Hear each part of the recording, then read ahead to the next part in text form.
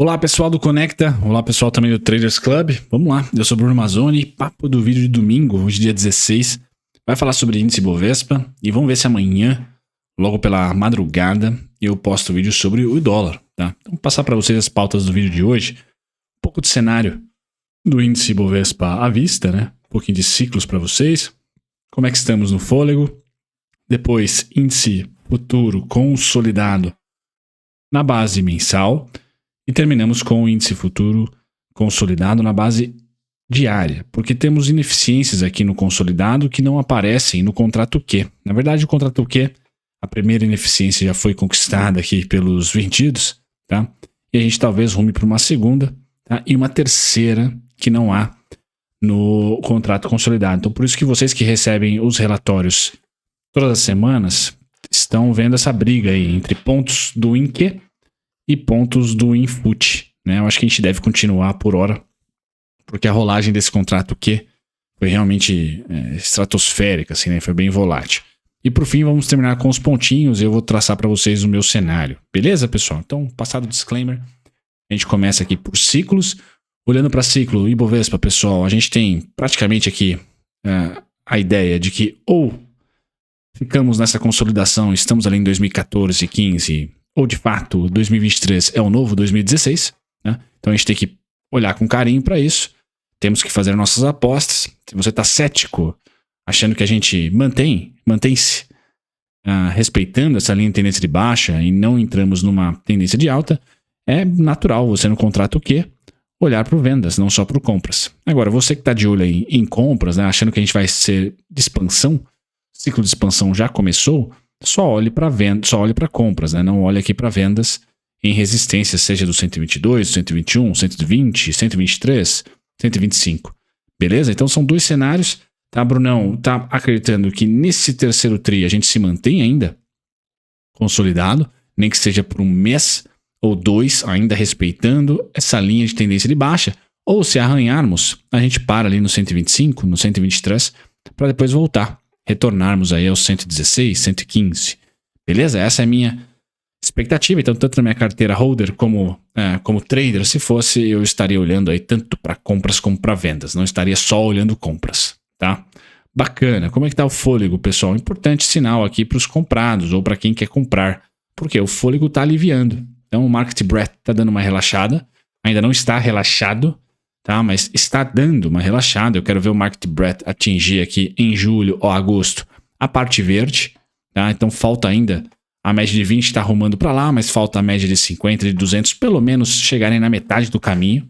Então eu vejo que a gente pode continuar aqui mais 1 a 2 semanas consolidados ou, quiçá, aí retraindo um pouquinho, né? Um price action muito parecido com pré-eleição ali, ó, tá? Esse é o gráfico Ibovespa. Está muito parecido com pré-eleição, onde também o market breadth atingiu aqui posições sobrecompradas e depois, para voltar a caminhar para cima, pelo menos a média de 20 veio para o verde. Tá? Então a gente está próximo aqui da média de 20 vir para o verde, o que gera para mim uma expectativa de um pouquinho mais de consolidação, um pouquinho mais de paciência, né? Não vamos ter uma tendência forte aí nessa semana do dia 17, pelo menos é a minha opinião, pessoal. Bom, vamos lá.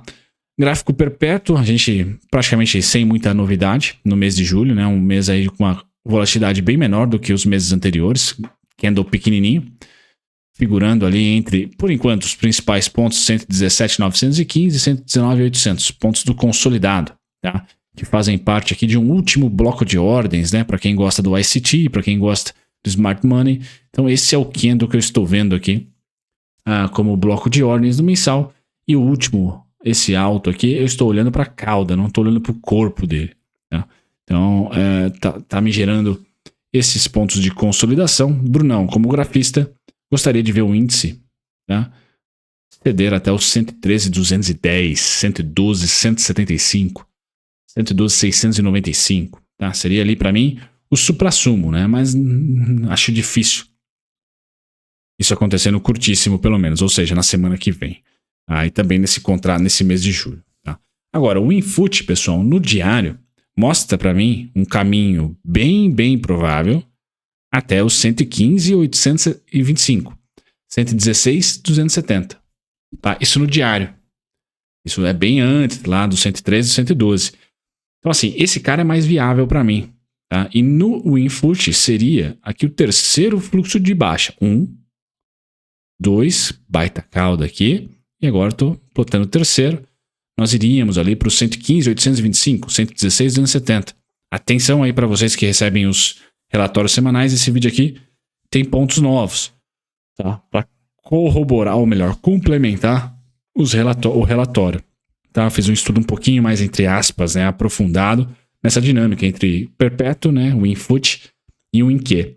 Então, o WinFoot exige, né, que eu coloque nos relatórios, se os preços se aproximarem, os 115, 825, 116, 270. São pontos importantes de um gapzinho deixado aqui há um bom tempo atrás.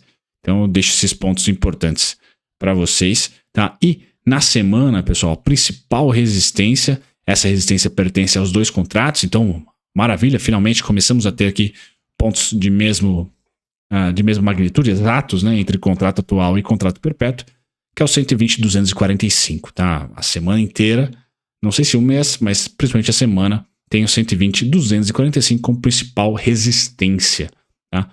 Olhando para o contrato atual, pessoal, a ineficiência está no 116.570, tá? E depois somente no 113.435, 113.860.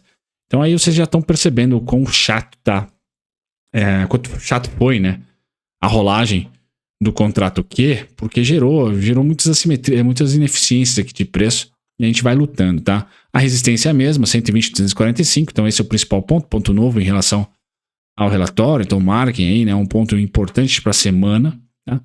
E um suporte em 117.955, isso na ótica do diário. Tá? Então são dois grandes polos de volatilidade que nós podemos ter segunda, terça, quarta e talvez aí já de quarta para frente mude um pouquinho a depender da volatilidade. Mas eu teria na abertura, né, 120.245, pepininho para os comprados, né, uma resistênciazinha e um suportinho também em 117.955. Beleza? Então esse é o cenário aqui para o gráfico diário. Tá? Colocando para vocês aí a diferença. Infelizmente a rolagem foi muito punk, tá? E aí trouxe essa dificuldade aí para fazer os relatórios semanais com um pouquinho mais de consistência, utilizando um único gráfico. Não, ainda tenho que utilizar dois. Então, pessoal, já que no diário, né, os pontos mais importantes para mim estão localizados ali no 120, 140, 120, 245, né, que é do diário, e também aqui no 955, que é do diário, eu coloquei em laranja pontinhos intermediários, tá? 380, 825, 590, 270, tá? Que são mais fracos, tá? Na rádio às vezes fala, ó, pontinho fraco, tá? Eu tenho às vezes eu comento dessa maneira. Então assim, o índice continua consolidado, grafista que sou, adoraria ver ele, né, abaixo do 117, ia ser bem bacana, né? Pensando aí na tese, pensando aí na parte interessante para quem aloca para longo prazo e também para quem trada, né? A semana passada nós tivemos o Brasil com o core da inflação um pouquinho mais azedo, então serviços na inflação vieram ainda resilientes, um pouquinho acima do esperado, ou melhor, né, rodando acima do esperado, rodando acima da meta, bem em cima da meta, embora outros como alimentos e alguns bens duráveis vieram com deflação, a de serviços ainda veio chata, então esse foi um ponto negativo.